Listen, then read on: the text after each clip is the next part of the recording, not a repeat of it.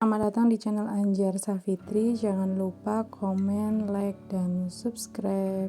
Pada kesempatan kali ini saya akan menjelaskan mengenai jurnal umum, buku besar, dan neraca saldo secara teori. Diharapkan nanti mahasiswa bisa memahami apa itu jurnal umum, buku besar yang terdiri dari buku besar umum dan buku besar pembantu, serta neraca saldo. Perlu kita ingat-ingat lagi ya, di sini ada siklus akuntansi, di mana siklus itu merupakan suatu runtutan tahap yang berputar ya. Jadi dari satu titik, dari angka 1, 2, 3, 4, 5, nanti balik lagi ke 1, ibaratnya seperti itu. Di sini bisa kita lihat ya, siklusnya itu mulai dari adanya transaksi. Kemudian setelah terjadi transaksi, muncul bukti transaksi berupa nota, kwitansi, faktur, dan lain-lainnya. Kemudian setelah itu masuk ke jurnal transaksi. Jadi dari bukti transaksi yang ada berupa nota-nota itu nanti ditulis secara kronologis atau waktu setiap harinya dalam jurnal umum.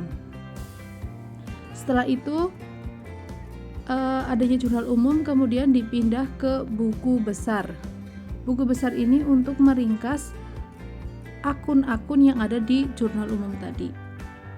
Setelah itu, setelah buku besar selesai, jadi buku besar ada rinciannya ya, yaitu buku besar pembantu. Jadi ada akun-akun khusus yang memang dia tuh perlu dirinci supaya nanti bisa terlihat lebih jelas. Misalnya buku besar tentang piutang, buku besar tentang hutang. Jadi kita tuh minjemin ke siapa saja sih? Kita itu pinjem ke siapa saja sih? Nanti ada detail-detailnya di buku besar pembantu. Setelah buku besar selesai, selanjutnya tahapnya adalah neraca saldo. Neraca saldo merupakan resum atau ringkasan dari buku besar yang ada. Itu. Buku besar itu berarti adalah kumpulan buku-buku. Jadi buku-buku tiap akun. Setelah itu dipindah ke neraca saldo. Dari neraca saldo nanti akan muncul penyesuaian. Penyesuaian itu adalah menyesuaikan kondisi real dengan kondisi yang ada di buku. Pada kesempatan kali ini nanti kita akan membahas 3 tahapan ini secara teoritis. Di tahapan jurnal penyesuaian, kemudian lanjut ke neraca lajur, setelah itu ke laporan keuangan, setelah laporan keuangan kemudian ke jurnal penutup ke jurnal pembalik, dari jurnal pembalik nanti ke neraca saldo setelah pembalik atau menjadi neraca saldo awal periode. Selanjutnya, pengertian secara teoritis jurnal umum itu apa sih? Jurnal umum itu berasal dari bahasa Prancis yaitu jour yang artinya adalah hari.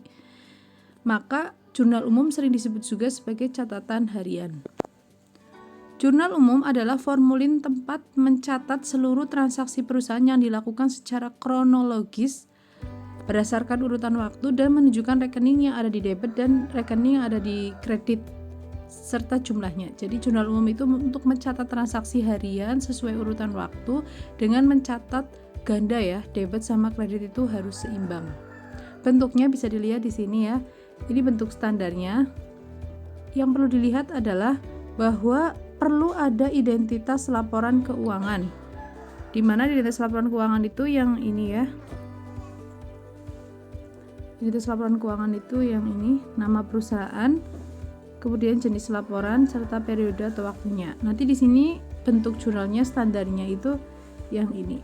Tanggal, ada keterangan atau akunnya, referensi itu adalah kode notanya, kemudian debit dan kredit itu harus seimbang atau sama. Bentuk jurnal lainnya ini contohnya ini ya. Tetap sama sebenarnya, cuma di sini ada tambahan bukti, nomor buktinya. Jadi ada tanggal, nomor bukti, nama akun atau keterangan, referensi itu adalah nomor notanya atau kwitansinya, kemudian debit dan kredit. Kita coba ke transaksi ya. Jadi ada sebuah transaksi, kemudian kita analisis. Nah, mungkin kadang kesalahan yang terjadi itu analisisnya kurang tepat atau tidak benar.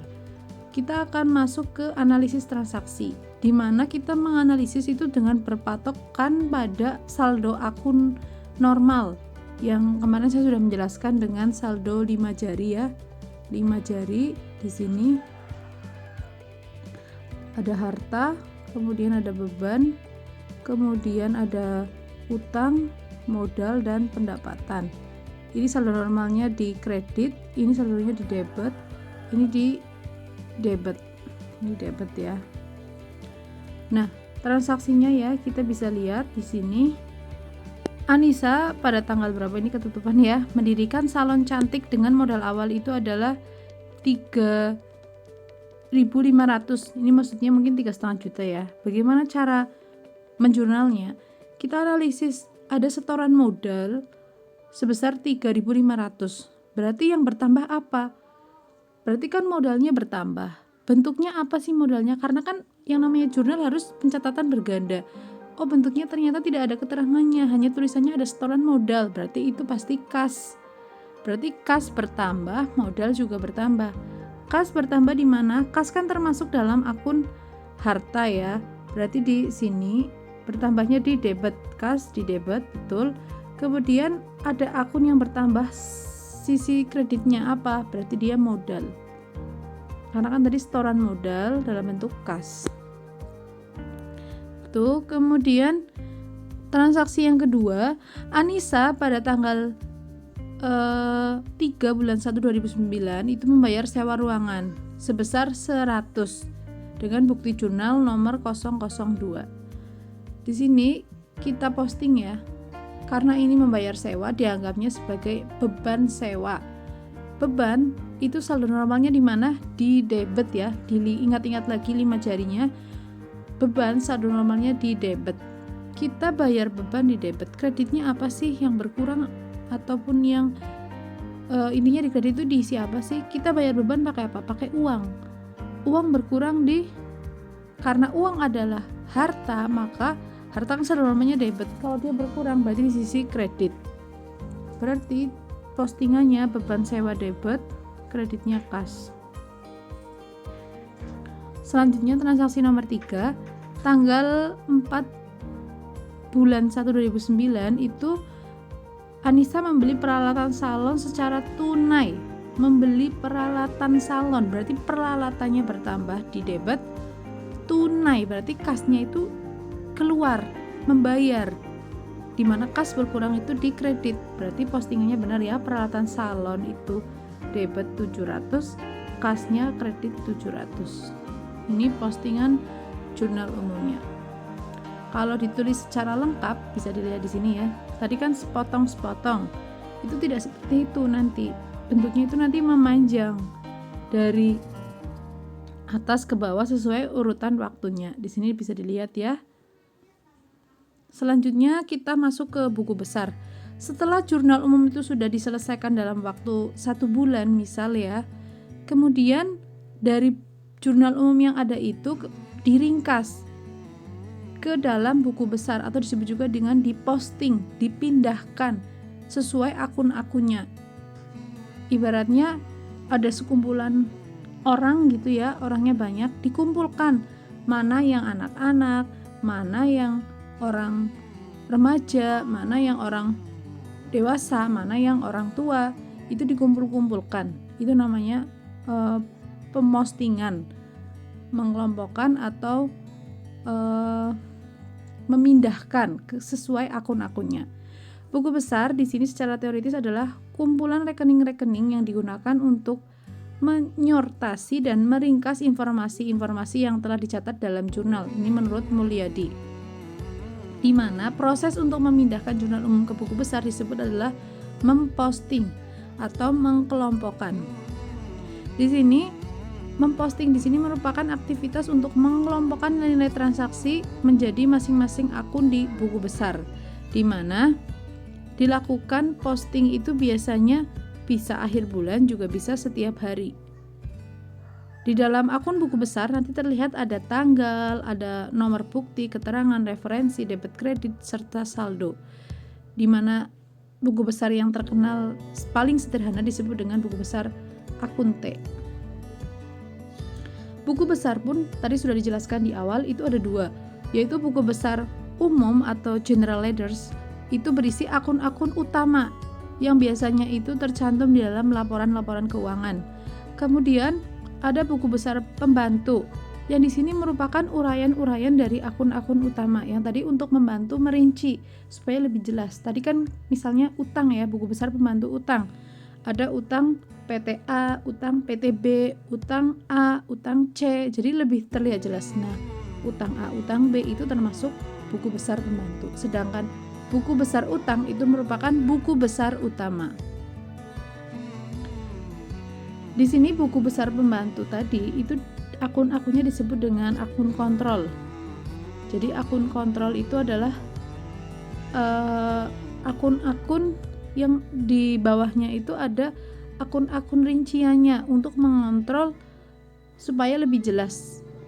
Ini di sini bisa dikenal ya, akunnya ada akun piutang dagang, ada utang dagang.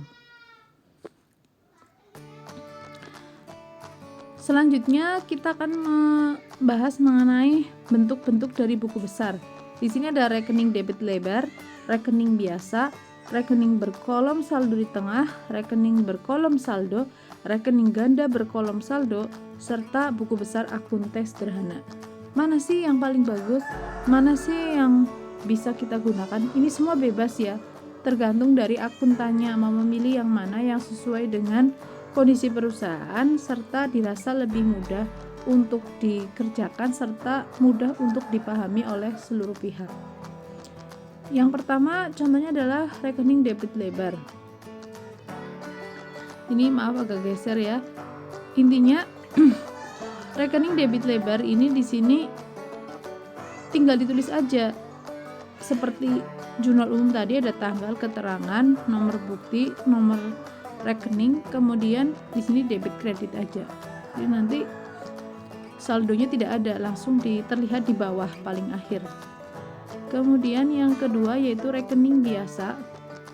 Rekening biasa di sini sama ya, cuma antara debit sama kredit itu dipisahkan. Jadi akun di debit apa, akun di kredit apa itu dipisahkan. Kemudian rekening bersaldo di tengah. Ini sama ya seperti sebelumnya. Jadi pengembangan dari rekening biasa tadi kan keterangan sama debit ada, keterangan sama kredit ada. Kalau yang ini keterangan sama debit ada, tapi di tengah-tengahnya itu ada saldonya sebagai bagian tengahnya. Kemudian rekening berkolom saldo. Jadi rekening berkolom saldo ini itu ada saldo di pinggir kanannya. Di sini ada saldonya. Nanti di sini juga ada debit dan kreditnya. Jadi debit dan kreditnya itu harusnya di sini ya, debit atau kredit. Jadi ketika akhir transaksi itu setiap saldonya ditulis berapa, dia masuk di debit atau di kredit, tinggal ditulis D atau K seperti itu. Kemudian rekening ganda berkolom saldo. Ini pengembangan dari sebelumnya lagi, di mana ada keterangan debit kredit, kemudian saldonya langsung ditulis, dia posisinya di debit atau di kredit. Yang perlu diingat bahwa setiap akun buku besar itu saldo akhirnya akan mengikuti saldo normal akun seperti 5 jari ya. Jadi misalkan dia kas atau harta, dia pasti di akhirnya akan ada di debit. Kalau misalnya dia sampai di kredit, berarti itu akan ada kesalahan karena dia saldo normalnya kan di debit. Jadi buku besar di akhir saldonya itu pasti akan mengikuti saldo normalnya. Misalnya utang ya, utang dia kan saldo normal di kredit, berarti di akhir buku besar saldonya harus di kredit. Kalau ada di debit berarti ada yang salah. Kemudian yang buku besar yang sering dipakai dengan cepat yaitu buku besar T atau buku besar akun T. Di sini seperti huruf T ya. Kemudian atasnya ada nama akun, misal kas, kemudian di sini ada debit, ada kredit. Nanti tinggal ditulis aja kalau dia ada di sisi debit ya di sisi debit, di sisi kredit ya di sisi kredit. Itu ya. Kemudian contoh realita dari penerapan posting jurnal umum ke buku besar. Di sini contohnya ya. Ada penanaman modal dari Krisna sebesar 30 juta. Saat di jurnal umum maka jurnalnya adalah kas debit 30 juta dan modal Krisna kredit 30 juta. Modal kan bertambah di kredit. kas atau harta bertambah di debit. Setelah itu, jurnal umum ini kemudian diposting ke buku besar. Nah, buku besar yang dipakai ini adalah buku besar saldo dengan akun debit kredit ya. Jadi di sini ada keterangan debit atau kredit, kemudian ini saldonya. Ini saldonya debit atau kredit. Di sini ada akun kas sama modal. Maka siapkanlah buku besar kas sama buku besar modal. Ibaratnya tuh buku besar tuh menyiapkan buku sendiri-sendiri buat tiap akunnya. Nah, buku besar kas disiapkan, buku besar modal disiapkan. Kas ternyata ada transaksi tanggal 1, maka posting kas tanggal 1 berada di mana? Karena dia ada di debit di sini, maka postinglah di debit. Nah, tanggalnya mengikuti. Halamannya juga mengikuti di sini. Jurnal umum halaman 1. Jurnal umum halaman 1. Kemudian buku besar yang kedua yaitu akun modal. Dia ada di kredit 30 juta tanggal 1, dipostinglah 30 juta tanggal 1.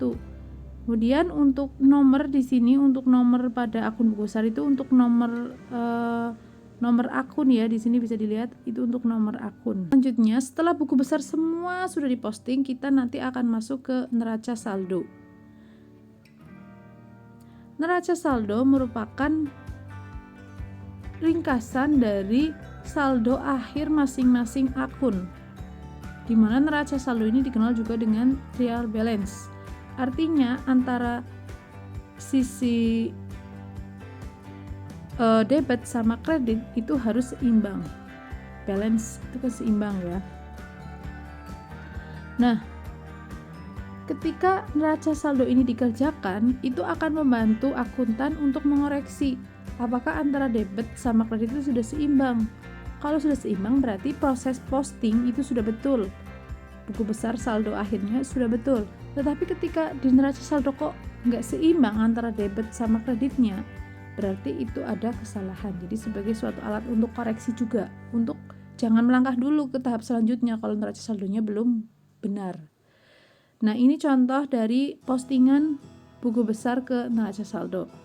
Bisa dilihat ya, yang abu-abu itu adalah buku besar T, ada kas, piutang, biaya, pendapatan, hutang, dan modal. Kemudian akuntan melakukan proses pengikhtisaran dari buku besar ke neraca saldo dengan cara tetap ya ada identitas laporannya. Di sini ada PT apa, neraca saldo, periodenya kapan. Kemudian disiapkan keterangan tabelnya ya, keterangan atau akunnya, kemudian debit sama kredit. Kadang ada yang menambahkan referensi di tengah sini, ada yang menambahkan referensi. Referensi biasanya kode akunnya. Selanjutnya dituliskan lagi apa sih akunnya, apa saja. Tulis ini kas dipindah ke sini, ini piutang dipindah ke sini. Kemudian sampai ke biaya-biaya. Dilihat kas itu selisihnya berapa sih? Ini kenapa muncul 4.850 itu selisih dari 77 dikurangi 28. Biasanya kalau dikerjakan itu harusnya akun T pun harus langsung diselisihkan di bawahnya. Jadi misal ini ya 77 sama 28 digaris kayak gini, terus selisihnya berapa? 4.850 berada di debit. Jadi selisihnya di mana itu yang lebih besar di mana. Terus piutang diselisihkan 3 juta dikurangi 1. Jadi debit sama kredit itu saling diselisihkan. Nanti saldo normalnya itu di mana itu yang lebih besar. Di sini kan 3 juta lebih besar daripada 1 ya. 3 juta kurangi 1 kan ketemunya 2. 2 jutanya ada di sisi debit. Di sini debit ya, di sini kredit. Maka piutangnya 2 juta. Biaya lain-lain misal ini kan langsung ya 50 ada di debit, maka dipindahlah langsung. Kemudian dijumlahkan antara debit ini ke bawah berapa, kredit ini ke bawah berapa, seimbang atau tidak. Nah, ketika seimbang, ini seimbang ya, berarti sudah betul tahap posting jurnal umum buku besar. Neraca saldo sudah menyatakan betul, bisa dilanjutkan ke siklus selanjutnya. Demikian pemaparan mengenai jurnal umum, buku besar, serta neraca saldo. Terima kasih sudah melihat video ini, semoga bermanfaat. Wassalamualaikum warahmatullahi wabarakatuh.